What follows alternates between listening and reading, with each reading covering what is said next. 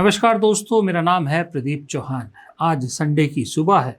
Sunday का दिन छुट्टी का दिन होता है, आप आराम कर रहे होंगे।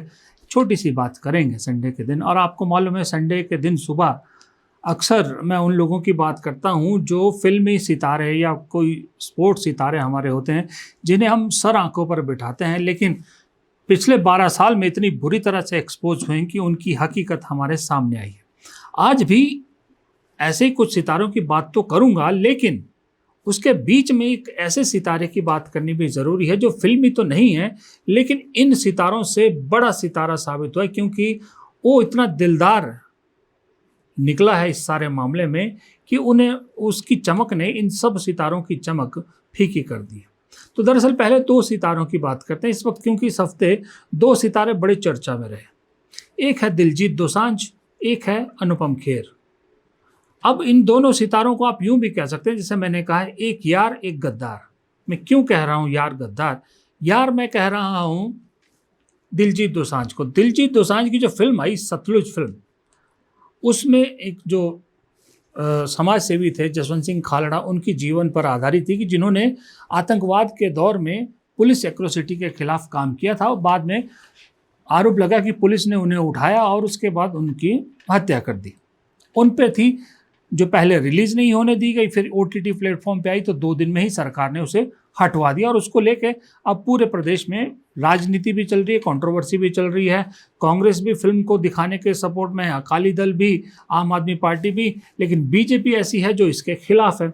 उसके 2 कारण का है। बीजेपी रीजन तो दे रही है कि भाई इससे नेशनल इंटीग्रिटी का मामला है, देश की सुरक्षा का मामला है, इसकी वजह से, इस फिल्म की वजह से एक तरह से लोगों की भावनाएं भड़क सकती है। पंजाब में बॉर्डर स्टेट है, चुनाव भी है, क्योंकि ये जो है आतंकवाद को ग्लैमराइज करता है या क्लीन चिट देता है, ऐसी कुछ बात कही जा रही है। दूसरी तरफ उसके नेता रवनीत बिट्टू जो है वो ज़्यादा भड़के हैं। वो रवनीत बिट्टू जो चंद महीनों पहले तक दिलजीत दोसांझ को पंजाब का रत्न कह रहे थे, सिर्फ पंजाबियों के सिर का ताज कह रहे थे कि मोदी जी उनसे मिले, मोदी जी उनको फॉलो करते हैं, वही रवनीत बिट्टू अब आतंकियों का सिपा सालार कह रहे हैं। उसको दिलजीत दोसांझ को कह रहे हैं कि वो एक ही तरफ की चीज़ें दिखाता है। जो उस दौरान में, आतंकवाद के दौर में, जो पुलिस ऑफिसर मारे गए, निर्दोष हिंदुओं को मारा गया, उनकी बात क्यों नहीं करता है, ये नहीं करता, वो नहीं करता। अमिताभ बच्चन तक को नहीं उन्होंने छोड़ा। मैंने वीडियो बनाया था कि अमिताभ बच्चन को 84 के दंगों का जो है, सिख दंगों का जिम्मेदार ठहरा दिया, कह दिया सिखों का कातिल है। तो दिलजीत दोसांझ, लेकिन एक चीज़ है, इस सब के बीच दिलजीत दोसांझ की हाल फिलहाल की 2-3 फिल्मों का जिक्र बड़ा हो रहा है। वो फिल्म में पंजाब बेस्ड, और जो भी जुल्म सितम हुए या जो भी आम लोगों के साथ हुए, या 84 के दंगों की बात है, चाहिए अभी पंजाब की बात हो गई, वो दर्द जो पंजाब का उस वक्त का था वो दिखाते हैं।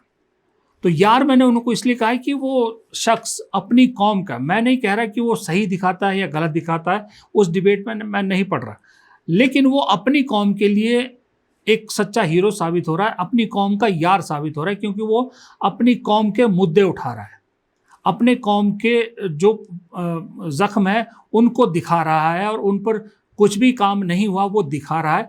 वो दरअसल सेंटिमेंट जो है वो सामने रख रहा है। दूसरी तरफ है अनुपम खेर। उनको मैंने कहा गद्दार। गद्दार इसलिए कहा कि आप देखिए, अनुपम खेर जब ये सत्ता आई बीजेपी की, तो अचानक सत्ता के नज़दीक धीरे धीरे कैसे पहुंचे, कैसे उनकी पत्नी को चंडीगढ़ से टिकट तक मिल गया, 2 बार बीजेपी की सांसद भी बन गई। वो इसलिए कि अनुपम खेर ने एक मुहिम को जो है वो अपने साथ लपेटा, जो बॉलीवुड में कई लोगों ने किया, कश्मीरी पंडित। अपने आप को दीनहीन कश्मीरी पंडित बताया, कि कहा कि हमारे साथ ये हुआ, वो हुआ, सो हुआ, सारी कहानी गढ़ी, और धीरे धीरे धीरे धीरे ये और कुछ और सो कॉल्ड विवेक अग्निहोत्री, ये इस तरह के डायरेक्टर सरकार के नज़दीक होते गए और सरकार की आंखों के तारे बन गए, और चमचों की लिस्ट में सबसे ऊपर वाले पायदान पे खड़े हो गए। नाम किसका बेचते रहे हर बार? कश्मीरी पंडितों का, जब तक आर्टिकल 370 वाला मामला नहीं हुआ, वह उसका एब्रोगेशन हो गया। उसके बाद अनुपम खेर के मुंह से आज तक कभी आपने कश्मीरी पंडितों के लिए कुछ सुना? उनके लिए कुछ आवाज़ उठाते सुना? सरकार ने 12 साल में किया तो कुछ भी नहीं ना कश्मीरी पंडितों के लिए। आपने 370 हटा दी, उससे कश्मीरी पंडितों का क्या फायदा हुआ मुझे बताइए। कश्मीरी पंडितों के पुनर्वास के लिए क्या किया इस सरकार ने? अनुपम खेर ने ये कभी आवाज़ उठाई? कभी नहीं उठाई। और सबसे बड़ी मजे की बात बताता हूँ, मैं जिस स्टेट में बैठा हूँ इसका नाम हिमाचल प्रदेश है। अनुपम खेर इसी प्रदेश में पैदा हुए। इनके पिता कश्मीर छोड़कर यहाँ आए थे, और तब तो कश्मीरी इंसर्जेंसी भी नहीं हुई थी, पलायन भी नहीं हुआ था, जब उनके पिता हिमाचल आ गए थे। हिमाचल में पैदा हुए, यहीं पले बड़े, यहीं सारी शिक्षा इन्होंने हासिल की। आज घर भी इनका शिमला में ही है। अनुपम खेर का घर भी शिमला में ही है। इनके पेरेंट्स भी वहीं रहते, मदर वहीं रहती, पहले फादर भी वहीं रहते थे। मैं बहुत अच्छी तरह से इनके फादर को जानता था। लेकिन उस हिमाचल का एक जगह का भी जिक्र नहीं किया इन्होंने। एक जगह मैंने नहीं सुना कि कभी इन्होंने हिमाचल के हितों के लिए आवाज़ उठाई हो। चलिए छोड़ दीजिए, हिमाचल को आपने अपने उससे ही निकाल दिया, जीवन से ही निकाल दिया। कश्मीरी पंडितों के लिए कहाँ आवाज़ उठाई?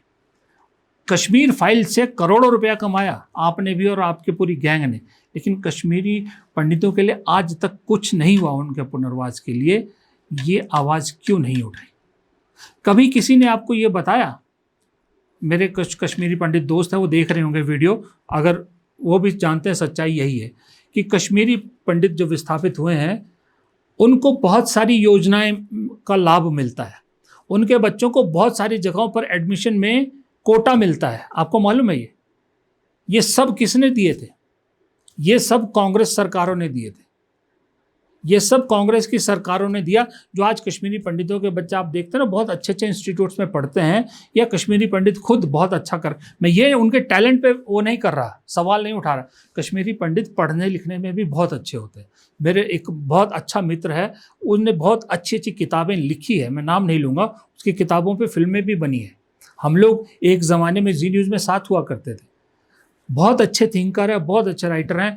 मेरे एक कश्मीरी पंडित दोस्त हैं, वो शायद ये वीडियो देख रहे हैं। वो एक बहुत अच्छी यूनिवर्सिटी में बहुत अच्छे लेवल के प्रोफेसर हैं, बहुत ऊंचे पद पर हैं। टैलेंट की कोई कमी नहीं है, लेकिन ये भी वो मानते हैं कि ये जो अच्छे इंस्टीट्यूट्स में उनके बच्चों को एडमिशन मिलती है, जो कोटा सिस्टम है, ये कांग्रेस गवर्नमेंट नहीं दिए थे। उसके अलावा भी बहुत सारी चीज़ें, बहुत सारी योजनाओं में जो कश्मीरी विस्थापित पंडितों के लिए अलग से कोटा या कुछ सिस्टम रखा गया, वो कांग्रेस की सरकारों ने, मौजूदा सरकार ने सिवाय कश्मीरी पंडितों के सेंटिमेंट को वोट के तौर पे इस्तेमाल करने के अलावा क्या किया? और चलिए मैं मानता हूँ पॉलिटिकल पार्टी है बीजेपी, उसका काम ही है ये, कोई भी पॉलिटिकल पार्टी ये करती है, ठीक है, माफ़ किया जाए। लेकिन ये जो कश्मीरी पंडितों के सेंटिमेंट को ये जो सो कॉल्ड स्टार है, फिल्मी स्टार है, इन्होंने जो इस्तेमाल किया, सत्ता के नज़दीकी रहकर मलाई खाई, इन्होंने कुछ नहीं किया। इन पे सवाल क्यों नहीं उठते? एक दिलजीत दोसांझ, मैंने कहा चाहे गलत है चाहे सही है, जैसा भी है, वो अपनी कौम के लिए काम करता, अपनी कौम के साथ खड़ा है। दूसरी तरफ एक अनुपम खेर है, काम खत्म होते ही उसका जिक्र करना तक बंद कर दिया, लेकिन उसके नाम पे मलाई खूब खाई। तो एक यार, एक गद्दार। दोनों अपने अपने तरीके से अपने अपने जो है वो उसके समुदाय के या अपने अपने उसके गुनाहगार भी हैं, हीरो भी हैं। लेकिन इस सब के बीच में एक तीसरी शख्सियत है जो मेरे हिसाब से असली हीरो है। उस शख्सियत का नाम है राहुल गांधी। अब आप कहोगे कि इसमें राहुल गांधी कहाँ से आ गए भाई, ज़बरदस्ती राहुल गांधी की चमचागिरी कर रहे हो। चलिए, आपको अगर सोचना है वो अलग बात है, लेकिन मैं आपको बताता हूँ। दिलजीत दोसांझ जितनी फिल्में बनाते हैं, चाहे वो 1984 हो दिल्ली रॉयट्स पे, चाहे ये सतलुज फिल्म हो, चाहे पंजाब के उस आतंक के दौर के बाद के या दंगों के उसके जितनी फिल्में या एल्बम या जो भी उन्होंने बनाया है, उस सब जगह पर सवाल किस पे खड़े होते हैं? क्योंकि जब आप ये सब चीज़ें दिखाओगे तो सरकार भी दिखाओगे। सरकारें उस वक्त किसकी थी? कांग्रेस की। कांग्रेस में भी किसकी? कभी उनकी दादी की, कभी उनके पिता की सरकार थी, कभी उनकी पार्टी की सरकार थी। जैसे सतलुज के ज़माने में बेअंत सिंह की सरकार थी, कांग्रेस की सरकार पंजाब। हर बार कटघरे में कौन खड़ा होता है? कांग्रेस और गांधी परिवार। इन पे सवाल उठते हैं। उसी तरह से दूसरी तरफ आप अनुपम खेर की फिल्में देखो, चाहे वो आप कश्मीर फाइल्स ले लो, चाहे आप इनके जो दूसरी जितनी भी प्रोपेगेंडा फिल्में बनाई, अब तो मैं नाम ही भूल गया, इतनी सारी प्रोपेगेंडा फिल्में बना दी हर जगह पर। हाँ, सबसे बड़ा वो इन्होंने एक्सीडेंटल प्राइम मिनिस्टर करके एक फिल्म बनाई थी जिसमें मनमोहन सिंह बने थे। ऐसी ऐसी फिल्मों में टारगेट किसको किया गया? गांधी परिवार को, कांग्रेस को, गांधी परिवार को, कांग्रेस को। उसके बावजूद, इतना कुछ बावजूद, ना राहुल गांधी ने और उनके परिवार ने कभी अनुपम खेर की फिल्मों को लेकर कोई सवाल उठाया या कोई मामला दर्ज किया या कहा हो कि भाई ये नहीं दिखाना चाहिए, बैन होना चाहिए। कभी कुछ नहीं कहा, कोई एक रिएक्शन नहीं दिया। और वैसे ही दिलजीत दोसांझ की फिल्मों को भी कभी क्रिटिसाइज नहीं किया और ना उस पर कोई सवाल उठाया, बल्कि कांग्रेस तो सतलुज को कह रही दिखाना चाहिए, जबकि मालूम है कि जब फिल्म है तो उसमें बेन सिंह सरकार और उनके द्वारा अपॉइंटेड केपीएस गिल का सारा एक विलेनिश वहाँ पर इमेज है। उसी तरह से जब ये फिल्म आई थी, चाहे वो कश्मीर फाइल्स आई हो, क्या दिखाया था आपको मालूम है? कांग्रेस की केंद्र सरकार का रवैया, मंत्रियों का रवैया क्या दिखा। चाहे धुरंधर आई हो, चाहे वो एक्सीडेंटल प्राइम मिनिस्टर आई हो, जिसमें सोनिया गांधी का लिटरली पूरा एक तरह से बदनाम किया गया था। कभी राहुल गांधी ने उन फिल्मों पे सवाल उठाया या उन फिल्मों के खिलाफ कोई याचिका दायर की हो या उन फिल्मों को लेकर कोई प्रदर्शन किया हो या उन फिल्मों को लेकर ट्वीट भी किया हो? कभी नहीं किया। इसलिए मैं कह रहा हूं कि इन हीरो से बड़े हीरो राहुल गांधी है, दिलदार है। करो यार, वो कह रहे हैं कोई बात नहीं, वो अभिव्यक्ति की आज़ादी को सही में अभिव्यक्ति की आज़ादी बने रहना देना चाहते हैं। ठीक है, आप प्रोपोगंडा कर रहे हैं, अभिव्यक्ति की आज़ादी का कुछ और ही मतलब निकाल दिया गया है, लेकिन फिर भी वो आदमी कभी चू नहीं करता, कभी ये नहीं कहता कि भाई जो है मेरे ख़ानदान को क्यों बदनाम कर रहे हो।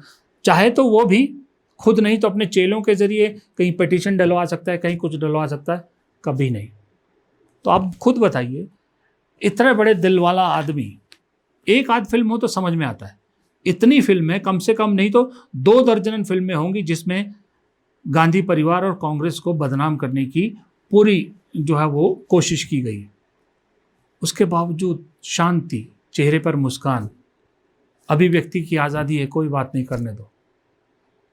इसीलिए वो आदमी इतनी प्रेस कॉन्फ्रेंसेस करता है और उसी लिए फ़र्क है वो अपने प्रधानमंत्री जी जो एक सवाल नहीं ले सकते, जिनको लेकर आपने देखा होगा सोशल मीडिया पे आज भी चल रहा है कि कैसे विदेशों में भी उनके सवाल ना लेने का चीज़ों को लेकर सवाल उठाए जा रहे हैं या एक तरह से उनका मजाक बन रहा है।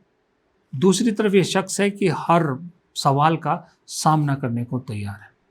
तो आप बताइए, जिसका जिगरा बड़ा हो, जो सच में दिलदार हो, वही ये सब कर सकता है। जिसका दिल संकुचित हो, जो, अब क्या कहूँ, किसी ने मुझसे कहा कि नेहरू को कहा जाता है विजनरी मैन, फिर जो उसके बाद लाल बहादुर शास्त्री प्रधानमंत्री बने, उन्हें कहा गया फार्मर्स मैन, फिर इंदिरा गांधी को कहा गया टाइग्रेस, दुर्गा भी कहा, विजनरी मैन कहा गया राजीव गांधी को जो कंप्यूटर लेके आए, फिर मनमोहन सिंह को कहा गया रेवोल्यूशनरी मैन या जिसने इंडिया की इकोनॉमी को रेवोल्यूशनाइज किया।